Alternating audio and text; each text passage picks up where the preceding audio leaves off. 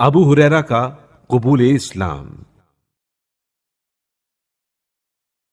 7 हिजरी में जब आ हजरत सल्लल्लाहु अलैहि वसल्लम खैबर में थे, अब्दुल्ला इब्न आमिर दोसी, जो कि अबू हुरैरा के नाम से मशहूर है, वो यमन से हिजरत करके मदीना आया और वहां से खैबर में आकर मुशर्रफ बा इस्लाम हुआ और हजरत रसूल खुदा सल्लल्लाहु अलैहि वसल्लम के साथ मदीना वापस आया। अबू हुरैरा कुल 3 साल हजरत रसूल खुदा सल्लल्लाहु अलैहि वसल्लम की खिदमत में रहा, मगर 5374 हदीसें उनसे मरवी हैं। इतनी किसी और सहाबी से मरवी नहीं है। खुलफाए अरबा से जितनी अहादीस नबवी रिवायत की गई हैं, उन सब की मजमूई तादाद को शुमार किया जाए तो उन चारों की अहादीस से अबू हुरैरा की अहादीस की तादाद ज्यादा बनती है। वो इस तरह कि हजरत अबू बकर की कुल रिवायत करदा हदीसें 142, हजरत उमर की 537, हजरत उस्मान की 146 और हजरत अली की कुल रिवायतें 586 हैं। इन सब का मजमुआ 1411 हदीस से बनता है।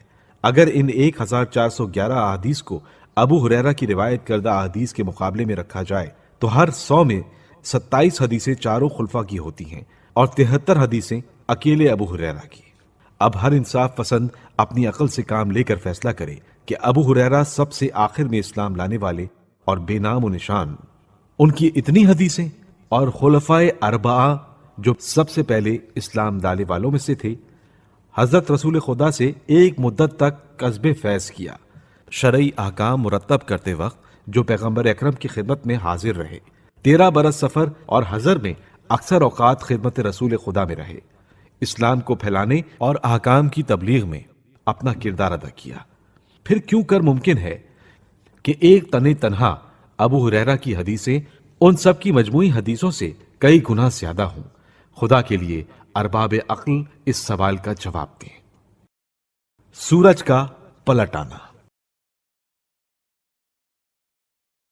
बाज तारीखी वाकयात अक्ल की हुदूद और इंसान की महदूद सोच से बाहर होते हैं, हालांकि वह अक्ली तौर पर मुहाल नहीं होते।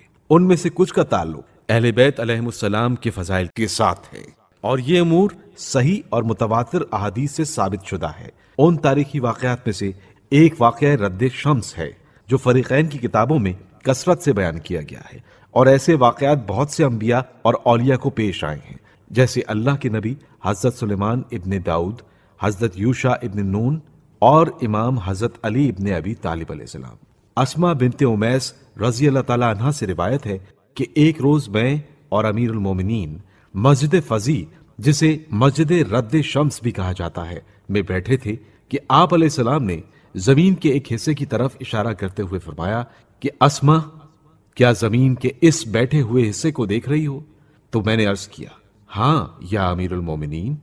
तब आप अलैहिस्सलाम ने इरशाद फरमाया कि एक रोज मैं और रसूल खुदा सल्लल्लाहु अलैहि वसल्लम इसी जगह पर बैठे हुए थे कि आपने अपना सर मुबारक मेरे जानों पर रखा और आराम फरमाने लगी, जबकि अभी मैंने नमाज असर नहीं पढ़ी थी, यहां तक कि आफताब गुरूब होने लगा।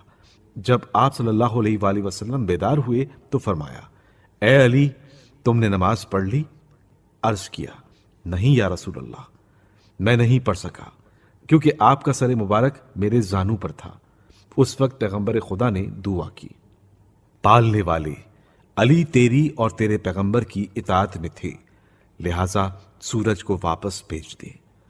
अस्मा रजी अल्लाह ताला अन्हा कहती हैं कि इमाम अलैहिस्सलाम ने फरमाया कि मैंने देखा, खुदा की कसम, आफताब मगरिब से पलटा और इतना बुलंद हुआ कि उसकी किरणें जमीन पर पड़ने लगी, यहां तक कि नमाज असर की फजीलत का वक्त हो गया। बस मैंने नमाज असर अदा की, उसके बाद सूरज गुरूब हो गया। फदक का इलाका और हजरत रसूल खुदा सल्लल्लाहु अलैहि वसल्लम। खैबर की फतह के बाद यहूदियों की ताकत का बिल्कुल खात्मा हो गया और उनका सारा गुरूर खाक में मिल गया। खैबर के गिरदोनवा में जो यहूदियों के दूसरे कबीले आबाद थे, आ हजरत सल्लल्लाहु अलैहि वसल्लम ने उनको भी ज़ेर करना चाहा।